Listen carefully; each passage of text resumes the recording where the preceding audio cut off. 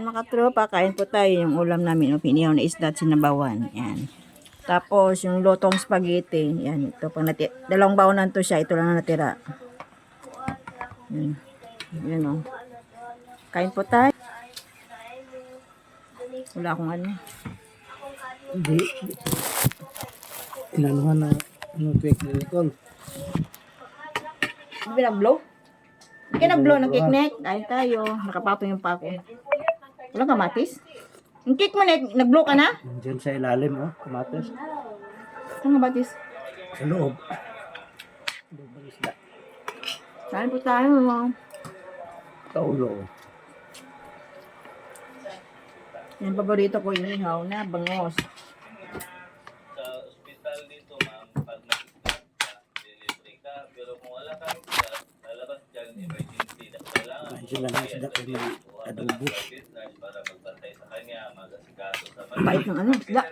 Nog. 6,350 per session. Dati kasi parang up to 90 sessions lang. Ngayon, 156 sessions per year. So, makatuwid, kung 3 times a week ka nag-dialysis, which is yung karaniwang reseta sa mga nag-dialysis, sagot na ng PhilHealth ang lahat noon. Dapat po yung dialysis center, bago kayo magsimula, tanungin ninyo kung libre. Sa mga kasong katulad Ba, lasa yung tubig. kitang solusyon Bakit? kidney transplant. Mayaman yun. Pwede daw ako o yung ate, mag-match kami ng kidney. Baba. Naman ako, para lang Matumba na naman yung bigas sa kanuhan mo. Sa ating bansa, mahigpit ang mga regulations, ang mga donation. Pagka kidney na galing sa kamag-anak, malamang sa malamang compatible ito. ang inisip ko rin kasi baka may babayaran namin kaya yung bayarin pag kaya Malamang, operasyon eh. Dati, iba ganun kataas yung transplant package ng PhilHealth.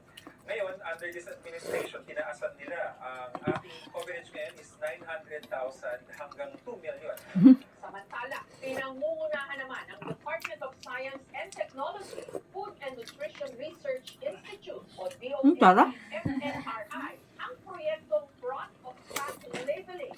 Ang malinaw at madaling intindihing marka sa harap Mamaya siya, kain mo si mama. nakapack.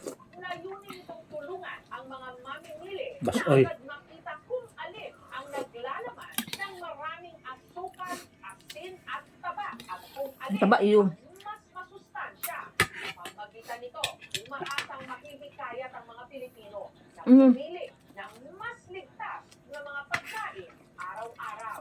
Sa ganitong paraan, mas maaalagaan daw ang ating mga bato. Kailangan natin maintindihan na hindi lahat Ano naman yun, Nicole? Sinabi niyang ano? Examples ng Diyos ba yun? processed foods ay pasteurized milk, mga canned goods, mga dalatang isda, tinapay. Ang dapat binabantay talaga natin ay yung mga pagkain na may mataas Tinapay? asukal, asin, at taba. Kailan natin Hotdog bawal. Kapag mas madami na tayong kinakain na processed food kesa mga masariwang pagkain. Sa patuloy na pagdami ng mga kaso ng chronic kidney disease sa bansa,